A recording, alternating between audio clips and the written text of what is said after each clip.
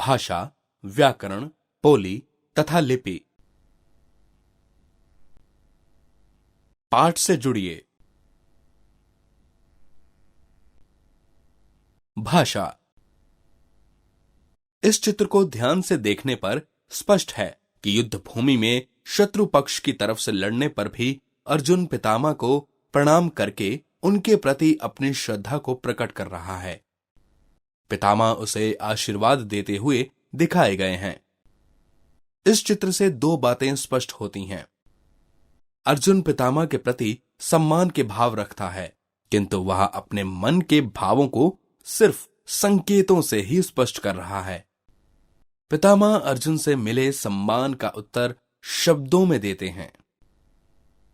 इन दोनों बातों पर गौर करने से पता चलता है कि मनुष्य अपने भावों तथा विचारों को प्रकट करने के लिए अनेक साधनों का प्रयोग करता है, जैसे रोकर, हंसकर, ध्वनियों द्वारा, संकेत द्वारा आदि। लेकिन इन्हें हम भाषा नहीं कह सकते। भाषा के लिए निश्चित ध्वनियों की आवश्यकता होती है, जिनके माध्यम से एक व्यक्ति अपने भावों तथा विचारों को दूसरों तक पहुंचाता है और दूसरों के भावों को समझ पाता है। इस आधार पर कहा जा सकता है कि भाषा के लिए निम्नलिखित बातें आवश्यक हैं। सार्थक ध्वनि चिन्ह, जिनके द्वारा हम अपनी बात कह सुन सकें अथवा लिख सकें। व्याकरण के आधार पर उन ध्वनियों के नियम तथा क्रम निश्चित हों। जैसे कलम शब्द मान्य है, किंतु लकम अर्थहीन तथा अमान्य है। भाषा वह साधन है जिसके द्वारा मनुष्य अपने मनोभावों तथा विचारों को बोलकर या लिखकर दूसरों तक पहुंचाता है। उपयुक्त परिभाषा से स्पष्ट है कि भाषा के दो रूप हैं: मौखिक भाषा, लिखित भाषा। मौखिक भाषा। भाषा का मूल रूप मौखिक होता है। यह मुख द्वारा बोली जाने के कारण मौखिक कहलाती है। अपने भावों तथा विचारों को बोलकर प्रकट करना भाषा का मौखिक रूप कहलाता है। लिखित भाषा। भाषा के इस रूप में व्यक्ति अपनी बात लिखकर स्पष्ट करता है। अपने विचारों तथा भावों को लिखकर प्रकट करना भाषा का लिखित रूप कहलाता है। मौखिक तथा लिखित भाषा में अंतर। मौखिक और लिखित भाषा का अंतर निम्नलिखित बिंदुओं के आधार पर स्पष्ट किया जा सकता है। मौखिक भाषा में ध्वनियों को बोलकर मनुष्य अपने मनोभावों को प्रकट करता है, लेकिन लिखित भाषा में उन ध्वनि चिन्हों को लिखकर विचारों को अभिव्यक्त किया जाता है। मौखिक भाषा सहज रूप से सीखी जा सकती है, लेकिन लिखित भाषा प्रयत्नपूर्वक सीखने पर ही आती है। लिखित भाषा का महत्व। भाषा जगत में लिखित भाषा का बहुत अधिक महत्व है, क्योंकि लिखित भाषा के माध्यम से ही हम ज्ञान कोश को आने वाली पीढ़ियों तक पहुंचाते हैं।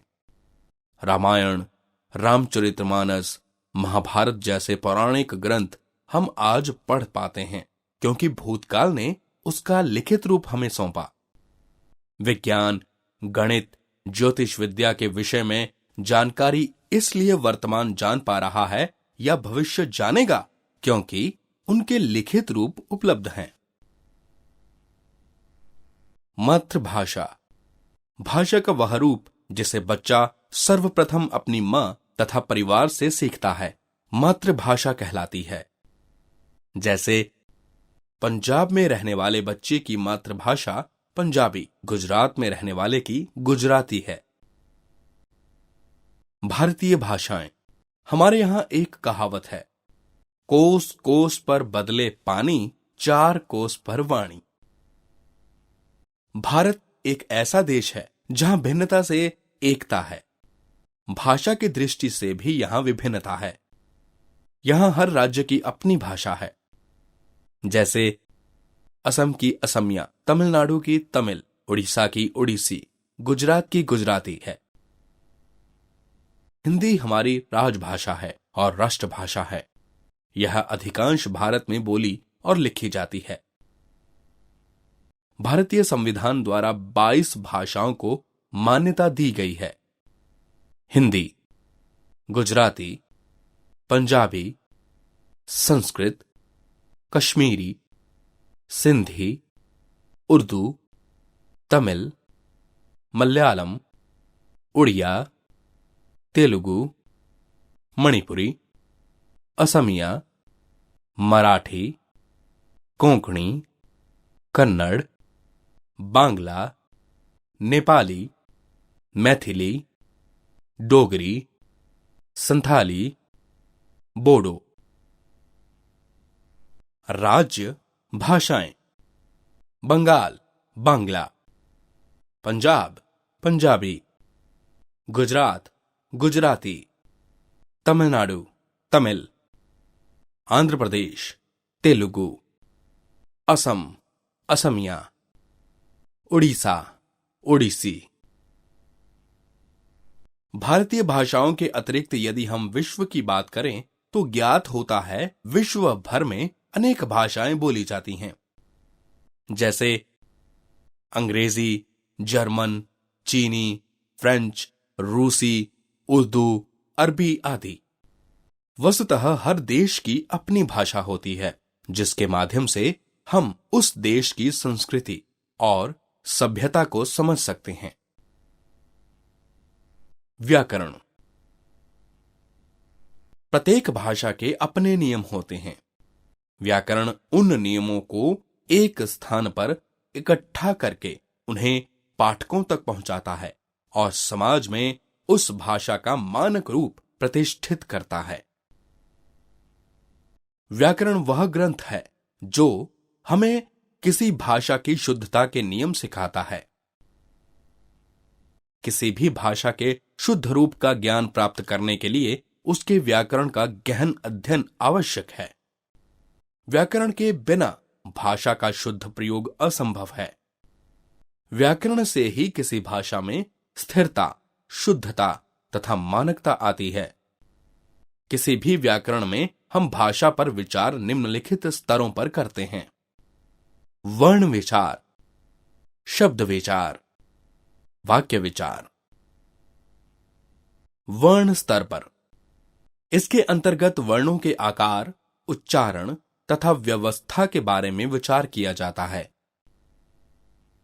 शब्द स्तर पर इसके अंतर्गत शब्द रचना तथा शब्द प्रकार के विषय में विचार किया जाता है।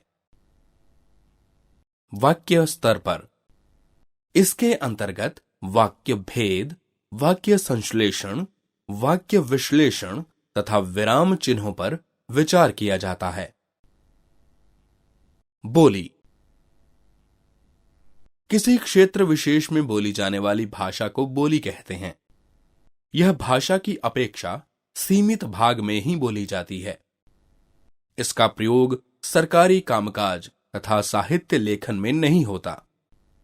जब कोई बोली लिखी जाने लगती है तब उसमें साहित्य की रचना होने लगती है, तब उसे भाषा कहा जाता है। जैसे राजस्थानी, भोजपुरी, हरियाणवी आदि। भाषा का क्षेत्रीय रूप बोली कहलाता है। लिपि: मौखिक भाषा में हम ध्वनियों को बोलकर विचार प्रकट करते हैं, लेकिन लिखित भाषा में इन ध्वनियों को लेखन चिन्हों द्वारा प्रकट किया जाता है। ये लेखन चिन्ह लिपि कहलाते हैं। लिखित भाषा में हर ध्वनि का लेखन चिन्ह निश्चित होता है जो वर्ण कहलाता है। किसी भाषा की ध्वनियों को जिन लेखन चिन्हों द्वारा प्रकट किया जाता है वे लिपि कहलाते हैं। प्रत्येक भाषा की भिन्न लिपि होती है। जैसे भाषा लिपि: अंग्रेजी रोमन, पंजाबी गुरमुखी, उर्दू फारसी, हिंदी और संस्कृत देवनागरी। समझ: भाषा विचारों तथा भावों के आदान प्रदान का साधन है। लिखित भाषा द्वारा ही हम अपने पूर्वजों विद्वानों, साहित्यकारों, वैज्ञानिकों के ज्ञान तथा उनकी देन को जान पाए हैं। भाषा का क्षेत्रीय रूप बोली कहलाता है। भारतीय संविधान द्वारा 22 भाषाओं को मान्यता प्रदान की गई है। हिंदी हमारी राजभाषा तथा राष्ट्रभाषा है। व्याकरण हमें भाषा की शुद्धता के नियम सिखाता है।